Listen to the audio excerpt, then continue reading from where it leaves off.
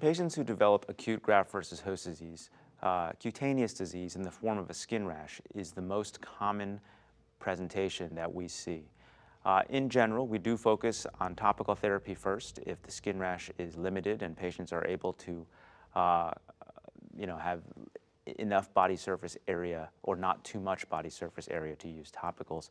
Once it exceeds that or there's visceral organ manifestation, we do move on to systemic steroids.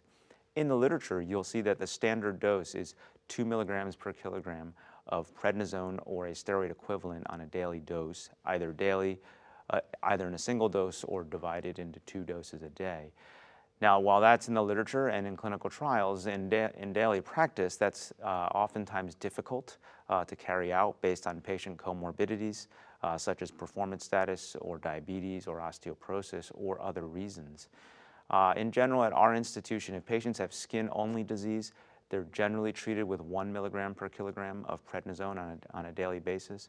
If they have liver or intestinal involvement, we do treat with 2 milligrams per kilograms per day in general. Obviously, there are exceptions for patient-specific issues. Steroid-refractory acute graft-versus-host disease has several definitions.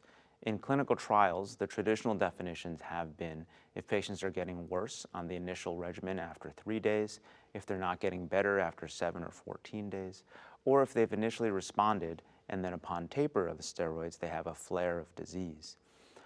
These, as you can imagine, are 3 very different definitions, but they've all fallen under the definition of steroid refractory, and that's one reason why trials have been difficult to conduct for this population.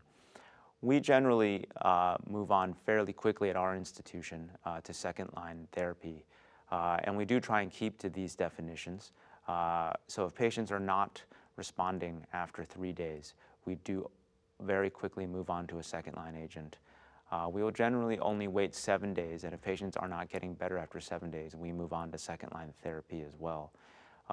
And certainly when patients flare symptoms upon a taper of steroids, while we do escalate steroids back to the initial dose, we will move on to a second-line agent as well in order to ultimately spare steroid exposure for that patient. The approval of ruxolitinib for steroid-refractory acute graft-versus-host disease is a major advance. Currently, it is approved for patients 12 years and older for the treatment of steroid-refractory acute graft-versus-host disease. This approval was based on the results of the multi-center REACH-1 trial. REACH-1 was a single-arm phase 2 trial that was conducted in 71 patients with steroid-refractory graft-versus-host disease. When the FDA looked at the data for approval, they identified 49 of those 71 patients as qualifying for their definition of steroid refractory. Of those 49 patients who received ruxolitinib for steroid-refractory graft-versus-host disease, I believe 57% showed an overall response, with 30% of patients having a complete response. And that was very compelling, very competitive compared to the historical trials that had been done with other agents.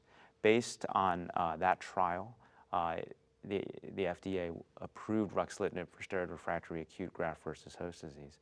All of us in the community treating patients were ecstatic because we do believe that ruxolitinib has a role in treating acute graft-versus-host disease. Whether or not it should be the standard for steroid-refractory acute graft-versus-host disease remains controversial. I think it is one of the first agents that has been tested in rigorous clinical trials, and thus it has been approved. The access to the agent has made a difference for many patients in both acute and chronic graft-versus-host disease. Currently, we do use ruxolitinib as a standard option for patients with steroid-refractory acute graft-versus-host disease and have had a promising experience with it, absolutely. Ruxolitinib appears to have a role in chronic graft-versus-host disease as well. This has been gathered by anecdotal case reports that have been published and our own experience. REACH-3 is a multi-center phase 3 randomized study that is comparing ruxolitinib to best appropriate therapy for patients with steroid-refractory chronic graft-versus-host disease. So upon enrollment on the trial, when patients have met the definition of steroid-refractory chronic graft-versus-host disease, patients were randomized to either ruxolitinib or best appropriate therapy. Best appropriate therapy was an investigator's choice of several agents defined in the trial that have been standardly used throughout the years for the treatment of steroid-refractory chronic graft-versus-host disease. The primary endpoint for this trial, I believe, is overall response rate at 6 months after enrollment. And we ultimately hope to see that ruxolitinib is superior to best appropriate therapy in response. And hopefully this will pave the way for the approval of ruxolitinib in steroid-refractory chronic graft-versus-host disease as well.